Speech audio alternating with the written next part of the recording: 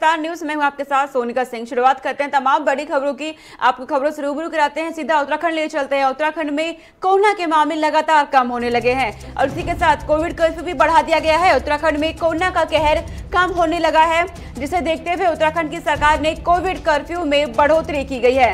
दरअसल Covid curfew को एक बार फिर से उत्तराखंड में बढ़ा दिया गया है। उत्तराखंड में 10 अगस्त तक कोविड कर्फ्यू को लागू किया गया है। इस वक्त की बड़ी जानकारी आपको दे रहे हैं। बाहर से आने वालों के लिए नए नियम लागू होंगे। दरअसल जो बाहर से लोग जाएंगे, पर्यटक जाएंगे, उनके लिए नए नियमों को लागू किया जाएगा।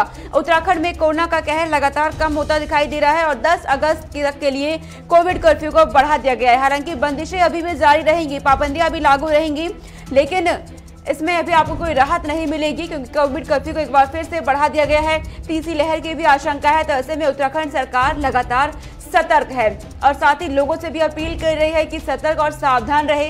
स्वास्थ्य विभाग को लगातार अलर्ट मोड पे रखा हुआ है। उत्तराखंड की सरकार ने अस्पतालों में तमाम प्रबंध किए जा रहे हैं ताकि किसी भी तरह की लापरवाही देखने को ना मिले। जिस तरीके से दूसरी लहर में देखा गया था, किस तरीके की दहशत का माहौल था पूरे देश में, अब उत्तराखंड सरकार पहले से तैयारियों में जुट गई है। 10 अगस्त के लिए कोविड कर्फ्यू भी बढ़ा दिया गया है और साथ ही बाहर से आने वालों के लिए नए नियम को लागू किया जाएगा। पाबंदियां अभी लागू रहेंगी, बंदिशें पहले की तरह अभी जारी रहेंगी, लेकिन उत्तराखंड में कोरोना का कहर लगातार कम होता नजर आ रहा है। राहत भरी खबर सामने आ रही है, लोग भी लगातार सतर्क नजर आ रहे हैं। सोशल डिस्टेंसिंग का पालन किया जा रहा है। हालांकि प्रशासन भी लगातार लोगों से अपील कर रहा है कि कोविड गाइडलाइंस का पालन करें, क्योंकि प्रशासन का सहयोग करना बेहद जरूरी है जनता का। अब बाहर से आने वालों के लिए नए नियम लागू होंगे। अगर आप उत्तराखंड में बाहर से जाते हैं, जाने वाले पर्यटकों के लिए नए नियमों को लागू किया जाएगा। नई कोरोना गाइडलाइंस लागू की जाएंगी। उत्तराखंड की का बात कर रहे हैं तो उत्तराखंड में कोविड कर्फ्यू को 10 अगस्त तक के लिए एक बार फिर से बढ़ा दिया गया है। साथ ही आपको बता दें कि कोविड कर्फ्यू को बढ़ाने के साथ ही पाबंदियां लेकिन अभी भी जारी रहेंगी। बाहर से आने वालों के लिए नए नियम लागू किए जाएंगे। कोविड कर्फ्यू में बढ़ोतरी कर दी गई है उत्तराखंड में। इस वक्त की बड़ी जानकारी आपको दे रहे हैं। दरअसल कोरोना महामारी का असर जिस तरीके से कम होने लगा है, अब इसको देखते हुए सरकार कोई खतरा मोल नहीं लेना चाहती, इसलिए कोविड कर्फ्यू को बढ़ाया गया है, सख्ती बढ़ाई गई है, लेकिन पाबंदियां पहले की तरह जारी रहेंगी और बाहर से आने वाले लोगों के लिए अलग से नियम भी लागू किए जाएंगे, क्योंकि सरकार कोई लापरवाही नहीं चाहती। जिस तरह से तीसरी लहर की आशंका जाहिर की जा रही है, ऐसे में स्वास्थ्य विभाग को भी अलर्ट मोड पे रखा गया है। ये जानकारी आपको दे रहे हैं। 10 अगस्त तक की सुबह 6 बजे तक के लिए कोविड कर्फ्यू को लागू किया गया है और पाबंदियां पहले की तरह ही जारी रहेंगी। इस वक्त की तमाम बड़ी जानकारी आपको दे रहे हैं। हालांकि स्कूल खुलने पर भी अभी चर्चा की जा रही है। उत्तराखंड में तमाम गाइडलाइंस जारी की गई हैं।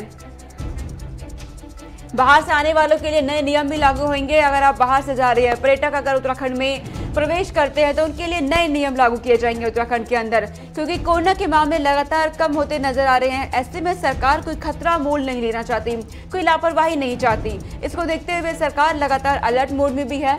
स्वास्थ्य विभाग को अलर्ट मोड में रखा हुआ है। अस्पतालों में तमाम प्रबंध किए जा रहे हैं। उसी के तहत उत्तराखंड में 10 अगस्त तक सुबह 6 बजे तक के लिए एक बार फिर से कोविड कर्फ्यू को बढ़ाया गया है। हमारे संवाददाता जानकारी के साथ हमारे साथ जुड़ गए हैं संचित शर्मा। संचित, उत्तराखंड में कोविड कर्फ्यू एक बार फिर से बढ़ा दिया है, क्या सीधा संकेत कि सरकार कोई खतरा मोल नहीं लेना चाहती? देखिए सोनिका, मैं आपको बता दूं कि बीते उत्तराखंड में 34 नए कोरोना के मामले मिले, जिसको देख करके सरकार इस वक्त किसी भी तरीके की लापरवाही और किसी भी तरीके का खतरा मोल लेने के मूड में नहीं है। बात करें उत्तराखंड में जिस तरीके से कोरोना की दूसरी लहर में कहर बरपाया था, उसके बाद से जिस तरीके से कंट्रोल करने के बाद अब मौतों का सिलसिला कहीं ना कहीं उत्तराखंड में रुकता हुआ नजर आ रहा है। बीते 24 घंटे की बात करें तो उत्तराखंड में एक भी कोरोना से मौत नहीं हुई, जिसको लेकर के पुष्कर सिंह धामी मुख्यमंत्री ने जो आपदा प्रबंधन विभाग है, आपदा प्रबंधन विभाग ने जिस तरीके से जो नई SOP जारी की है, उसमें कोई भी नई राहत नहीं दी गई और साथ ही साथ कोविड कर्फ्यू को 10 अगस्त तक बढ़ा दिया गया, जिसको देखते हुए लिहाजा अगर बात उत्तराखंड की करें तो उत्तराखंड में सिर्फ पर्यटकों के लिए जो छूट दी गई थी वही यथावत छूट है, बाकी और कोई छूट इस वक्त उत्तराखंड के अंदर देखने को नहीं मिल रही। संचित, ये भी सामने आया है कि जो लोग बाहर से आएंगे उनके लिए नए नियम होंगे। किस तरह के नियम होंगे, ये कुछ जानकारी आपके पास? देखिए, बाहर से आने वालों के अगर नियमों की बात करें तो जिस तरीके से जो वैक्सीन की अगर बात करें, वैक्सीन लगने की जो बात को लेकर के बात की गई है कि अगर किसी व्यक्ति को 15 दिन पहले कोविड की वैक्सीन लगी है तो उसको उत्तराखंड में प्रवेश करने के लिए छूट होगी। उसको बिना RT-PCR रिपोर्ट के वो अपनी वैक्सीन का सर्टिफिकेट दिखा करके उत्तराखंड के अंदर प्रवेश कर सकता है। जिस तरीके के स्कूल खोले गए हैं, स्कूल को लेकर के जो सख्ती का पालन इस वक्त सरकार ने करने का आदेश जारी किया है, उसके बाद अगर बात कॉलेजों की करें, पॉलिटेक्निक संस्थानों की करें, IIT की करें, तो इनको लेकर के सरकार अभी एक नई गाइडलाइन बनाएगी और इनको अलग गाइडलाइन के तहत इनको खोलने के अनुमति दी जाएगी। संचित, उत्तराखंड में कोरोना के मामले बेहद ही कम हो गए हैं, अब जमीनी स्तर पे हालात क्या आप देख रहे हैं? देखिए, जैसे आपने बताया कि उत्तराखंड में कोरोना के हालात जो हैं वो इस वक्त फिलहाल ठीक है। जिस तरीके से देखा जाए कि इस वक्त 35 संक्रमित मिले और मौतों की जो आंकड़ा लगातार बढ़ता हुआ जा रहा था, वो धीरे धीरे थमता हुआ 1-2 से अब 0 पे आ गए। बात उत्तराखंड में करें, देखिए कि 0 पे जो आंकड़ा इस वक्त कोरोना का चल रहा है, उससे कहीं ना कहीं उत्तराखंड प्रदेश को बड़ी राहत मिली है और सरकार ने इस बात को लेकर के कोई भी लापरवाही न बरतने का निर्देश देते हुए किसी भी तरीके की छूट देने का ऐलान नहीं किया और ना ही अपने SOP में कोई ऐसी छूट जारी की है, क्योंकि सरकार इस वक्त किसी भी तरीके की छूट देने के मूड में नहीं है। और आप बात करें जिस तरीके टूरिस्ट स्थल की बात करें, तो आप देख रहे हैं लगातार उत्तराखंड एक टूरिस्ट स्पॉट भी माना जाता है, जिसको लेकर के अलग अलग प्रदेशों से पर्यटक उत्तराखंड के अंदर आते हैं। तो उसको लेकर के जिस तरीके से लगातार कोविड का जो खतरा उत्तराखंड के अंदर बढ़ता जा रहा था, उसको भी लेकर के सरकार ने एक सख्ती अपनाई और सख्त रूप अपनाने के बाद जो बाहर से आने वाले पर्यटकों हैं उनको कोविड के तहत ही उत्तराखंड के अंदर प्रवेश करने की अनुमति दी गई है और किसी भी तरीके की लापरवाही करने वाले पर्यटकों के खिलाफ सख्त से सख्त कार्रवाई उत्तराखंड की प्रशासन कर रहा है। ठीक है संचित, लेकिन तीसरी लहर की भी आशंका है, तो ऐसे में अस्पतालों में व्यवस्थाएं कितनी दुरुस्त आप देख रहे हैं? देखिए, जिस तरीके से विशेषज्ञों द्वारा एक अनुमान लगाया जा रहा है कि कोविड की तीसरी लहर आएगी, तो कोविड की तीसरी लहर आने में मुख्यमंत्री बयान देते हैं कि मुख्यमंत्री ने कहा है कि उत्तराखंड प्रदेश में जिस तरीके से तीसरी लहर, हमें दूसरी लहर के बारे में नहीं पता था, तीसरी लहर जिस तरीके से आएगी तो हमने लगातार इसकी सारी तैयारियां कर ली है कि किसी भी व्यक्ति को ऑक्सीजन बेड, दवाइयों की कमी ना हो, कोई वेंटिलेटर की कमी ना हो, ICU बेड की कमी ना हो। इन सब की तैयारी उत्तराखंड प्रदेश में अगर कोरोना की तीसरी लहर आती है, जिस तरीके से बताया जा रहा है कि बच्चों को प्रभावित करेगी, तो नीकू और पीकू जो वार्ड है वो भी उत्तराखंड के अंदर तैयार कर दिए गए हैं और किसी भी तरीके की अगर कोरोना की तीसरी लहर आती है तो उत्तराखंड प्रदेश उससे लड़ने के लिए पूरी तरीके से तैयार है। संचित, उत्तराखंड में वैक्सीनेशन की प्रक्रिया किस तरीके से चल रही है, क्या जानकारी आपके पास?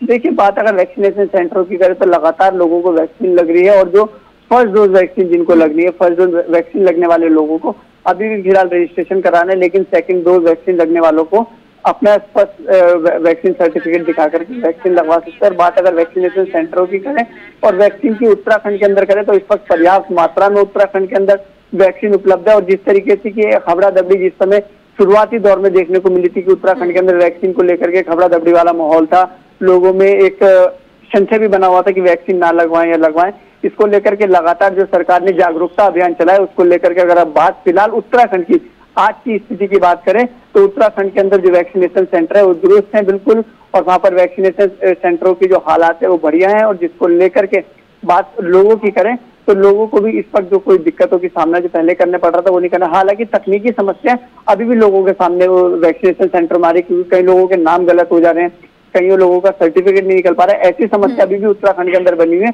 लेकिन वैक्सीन को लेकर के कोई भी समस्या फिलहाल उत्तराखंड के अंदर देखने को नहीं मिल रही। ठीक है संचित, तमाम जानकारी आपने दी कि उत्तराखंड में कोरोना से क्या हालात है। बहुत शुक्रिया तमाम जानकारी हम तक पहुंचाने के लिए। लेकिन इसी बीच आपको बता दें कि कोरोना की तीसरी लहर की आशंका जताई जा रही है। ऐसे में एक रिपोर्ट का खुलासा हुआ है। विशेषज्ञों ने इस बात का खुलासा कर दिया है कि आखिर कोरोना की तीसरी लहर कब दस्तक देगी।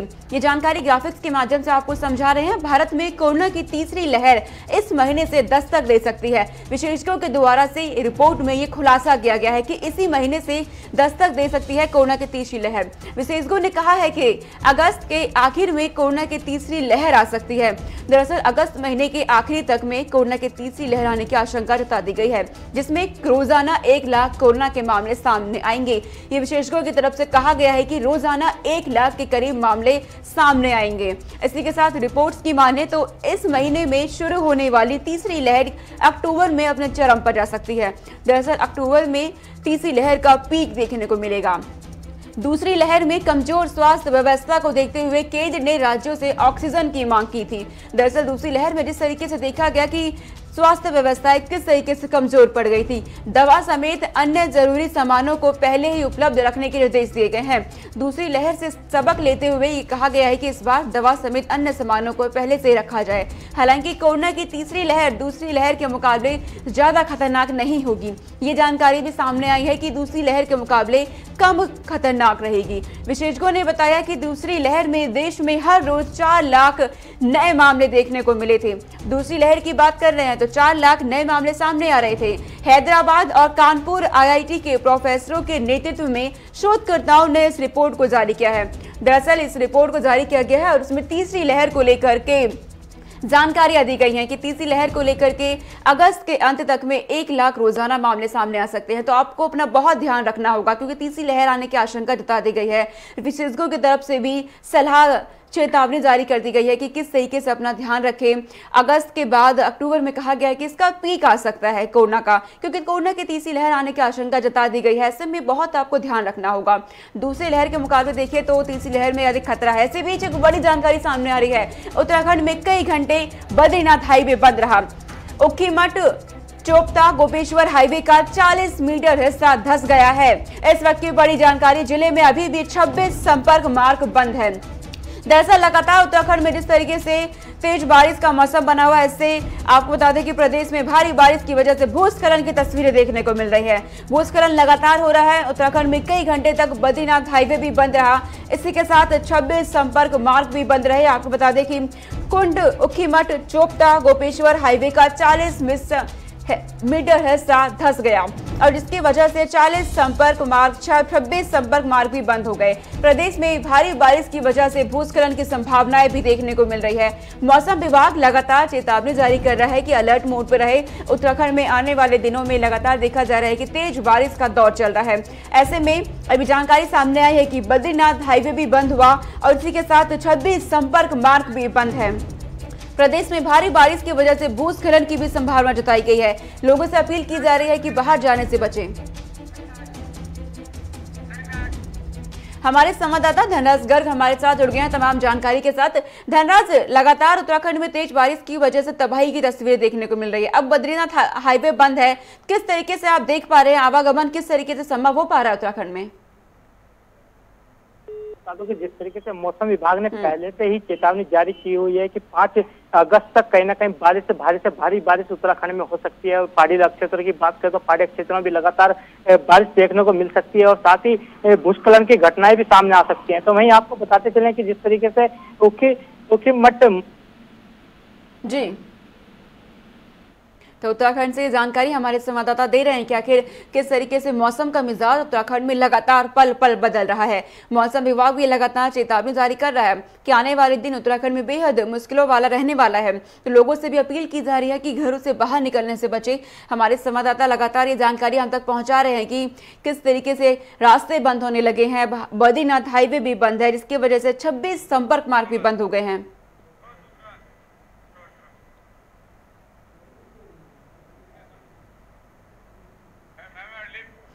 तो लगातार हम आपको उत्तराखंड का अपडेट दे रहे हैं कि मौसम का मिजाज किस तरीके से पल पल बदलता जा रहा है। प्रशासन भी तमाम व्यवस्थाएं अपने तरीके से कर रही है, लेकिन उत्तराखंड है, पहाड़ी इलाका है, ऐसे में भूस्खलन की तस्वीरें भी सामने आती है। मौसम विभाग की तरफ से कहा भी गया है कि भूस्खलन की संभावनाएं भी है क्योंकि आने वाले दिनों में अलर्ट जारी किया गया है। तेज बारिश उत्तराखंड में हो सकती है। आपको बता दें कि जिले में अभी भी 26 संपर्क मार्ग बंद है। बेहद मुश्किलों से गुजारा हो रहा है इस वक्त उत्तराखंड में क्योंकि मार्ग लगातार बंद होते जा रहे हैं। बद्रीनाथ हाईवे इस वक्त बंद है। कई ऐसे हाईवे हैं जो बंद हो रहे हैं उत्तराखंड में क्योंकि तेज बारिश के चलते भूस्खलन हो रहा है। पहाड़ों की दरकने की तस्वीरें देखने को मिल रही हैं। धनराज हमारे साथ एक बार फिर से जुड़ गए हैं तमाम जानकारी के साथ।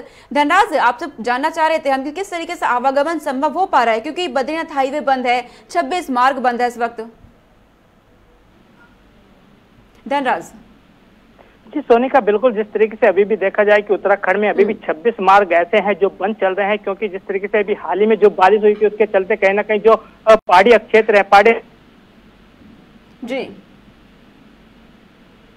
कर रहा है। लेकिन जिस तरीके से देखा जाए कि मौसम विभाग भी लगातार चेतावनी जारी कर रहा है कि यात्रियों से अपील भी कर रहा है कि यात्री उत्तराखंड आने से अभी बचे क्योंकि जिस तरीके से मौसम विभाग ने ये चेतावनी जारी की है कि अभी 5 अगस्त तक भारी से भारी बारिश देखने को मिल सकती है। और ये भी आपको बता दें कि जिस तरीके से पहाड़ी क्षेत्र के चलते कहीं ना कहीं पहाड़ खिसकने की घटनाएं लगातार होती रहती हैं और जिससे जनहानि होने की संभावना रहती है। तो इसके चलते जो है प्रशासन भी अलर्ट मोड पर है और यात्रियों से यही अपील की जा रही है कि अभी ज्यादा अच्छा होगा कि वो उत्तराखंड का रुख ना करें तो ज्यादा ही अच्छा होगा, क्योंकि जिस तरीके से घटनाएं सामने आती हैं तो कहीं ना कहीं उससे एक बड़ी हानि होने की संभावना जताई जाती है।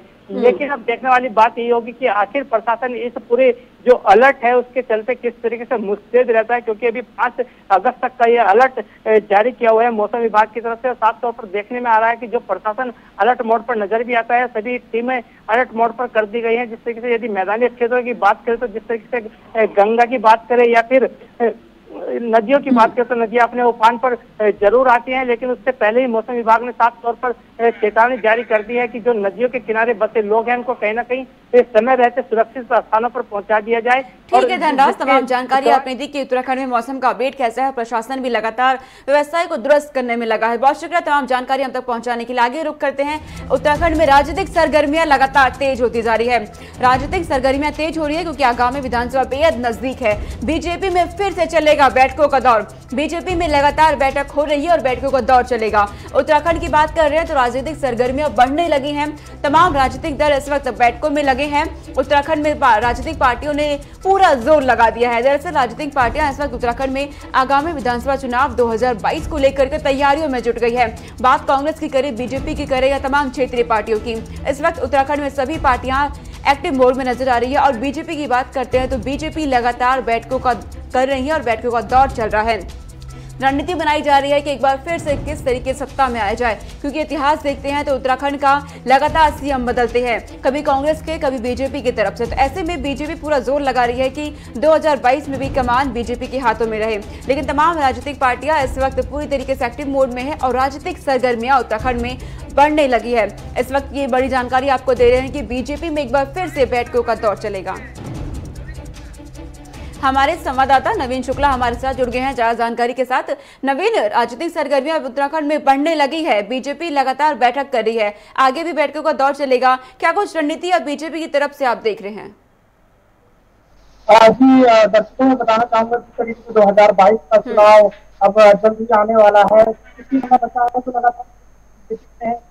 दौर जारी है। इसके साथ ही तमाम सारी जो पार्टियां हैं वो अभी बैठकों का दौर जारी रखा है। तमाम सारी रणनीति बनाई जा रही है, किस तरीके से जनता के बीच में जाया जाए, क्या कुछ मुद्दे लेकर जनता के बीच में जाया जाए, यह सब चीजें अहम मानी जा रही हैं। इसके साथ ही बीजेपी प्रदेश कार्यालय और तमाम सारे जो प्रदेश कार्यालय समेत जो जिला कार्यालय है वहां पर भी बैठकों का दौर जारी है और जिलों में भी बैठकों का दौर जारी है। तमाम सारी जो व्यवस्थाएं हैं उसे दुरुस्त किया जा रहा है और कार्यकर्ताओं को अहम जिम्मेदारी दी गई है कि जो राज्य सरकार और केंद्र सरकार द्वारा जो योजनाएं बनाई गई हैं, जो योजनाएं चल रही हैं, वह जनता तक पहुंच रही है या नहीं पहुंच रही है, इसकी जानकारी भी इकट्ठा की जा रही है, खाका तैयार किया जा रहा है। तो तमाम सारी जो व्यवस्थाएं हैं उन्हें दुरुस्त करने का काम बीजेपी की तरफ से किया जा रहा है।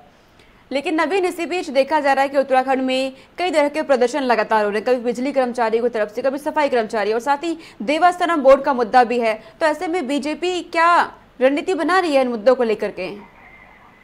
जी निश्चित तौर पर जिस तरीके से जहाँ चुनाव नजदीक है तो वहीं अब जो धरने और प्रदर्शन है वह भी शुरू हो गए हैं। कई सारे ऐसे विभाग हैं जो अपनी मांगों को लेकर धरना दे रहे हैं कि सरकार उनकी मांगे माने, क्योंकि अब चुनाव भी नजदीक है। ऐसे में जनता को रिझाने का प्रयास किया जाएगा बीजेपी की तरफ से और जनता आने वाला वक्त बताएगा। लेकिन प्रदेश में जो एक तरीके से कहा जा सकता है कि जो लगातार धरने हो रहे हैं, हालांकि सरकार जो धरना प्रदर्शन कर रहे हैं या फिर जो भी कर्मचारी हैं उनकी मांगे जरूर सुन रही है और सरकार का साफ तौर पर यह कहना है कि किसी के साथ अन्याय नहीं किया जाएगा, सबके साथ न्याय होगा, सबकी मांगे मानी जाएंगी। तो सरकार का यह जरूर दावा है कि जो आम जनता है या फिर कर्मचारी हैं उनकी मांगों को सुना जाएगा और जो जायज मांगे होंगी उन्हें जरूर पूरा किया जाएगा।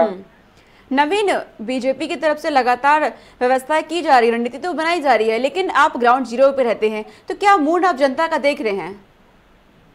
जनता अभी मूड अपना बताने के फिराक में नहीं है, क्योंकि जनता अभी वेट एंड वॉच कर रही है। जनता देखना चाह रही है कि आगे के लिए उनके लिए क्या कुछ योजनाएं रहेंगी, क्या कुछ सरकार और करने वाली है। इसके बाद ही जनता का रुझान आना शुरू इसलिए पूरी तैयारी की जा रही है कि जनता के बीच में कैसे जाया जाए। जो सरकार द्वारा योजनाएं चलाई जा रही हैं, जो केंद्र सरकार द्वारा योजनाएं चलाई जा रही हैं और तमाम सारी जो व्यवस्थाएं हैं उन्हें जनता तक कैसे पहुंचाया जाए, यह सरकार जरूर दावे कर रही है और सरकार यह प्रयास भी कर रही है कि जो भी सरकार द्वारा योजनाएं चलाई जा रही हैं उसे जनता का लाभ जरूर मिले। हालांकि जनता का अभी रुख कुछ समझ में नहीं आ रहा है, जनता किसके पलड़े में जाएगी, किसकी सरकार बनेगी, यह तो आने वाला वक्त ही बताएगा। लेकिन जो सरकार है, बीजेपी अपनी तरफ से पूरी कोशिश कर रही है। जो कार्यकर्ता हैं उन्हें अहम जिम्मेदारी दी गई है, जिला स्तर पर जिम्मेदारी दी गई है, प्रदेश स्तर पर। और गढ़वाल और कुमाऊं मंडल की बात की जाए तो गढ़वाल और कुमाऊं मंडल में भी अलग अलग कार्यकर्ताओं को, पदाधिकारियों को इसकी जिम्मेदारी दी गई है। ठीक है नवीन, तमाम जानकारी आपने दी कि उत्तराखंड में किस तरीके से बीजेपी रणनीति बना रही है और क्या कुछ रहने वाला। बहुत शुक्रिया। इसी बीच बड़ी जानकारी सामने आई है, ऋषिकेश में आज से शुरू होगा कांग्रेस का मंथन शिविर। ऋषिकेश में कांग्रेस का मंथन शिविर शुरू होने जा रहा है। पूर्व मंत्री सुखवीर सिंह सजवाना की अध्यक्षता में ये बैठक की जाएगी। ऋषिकेश में आज से शुरू होगा कांग्रेस का मंथन शिविर। लगातार कांग्रेस की तरफ से भी बैठक की जा रही है और अब मंथन शिविर की शुरुआत करने जा रहे हैं। आयोजित शिविर में प्रदेश कांग्रेस के दिग्गज नेता भी शामिल होंगे। इस वक्त की बड़ी जानकारी सामने आई है, ऋषिकेश में आज से शुरू होगा कांग्रेस का मंथन शिविर। आगामी विधानसभा चुनाव को लेकर के तमाम मुद्दे को लेकर इसमें बातचीत की जाएगी, फैसले लिए जाएंगे, रणनीति भी बनाई जाएगी, क्योंकि चुनाव होने वाले हैं और समय बेहद कम बचा है, 2022 में होने हैं।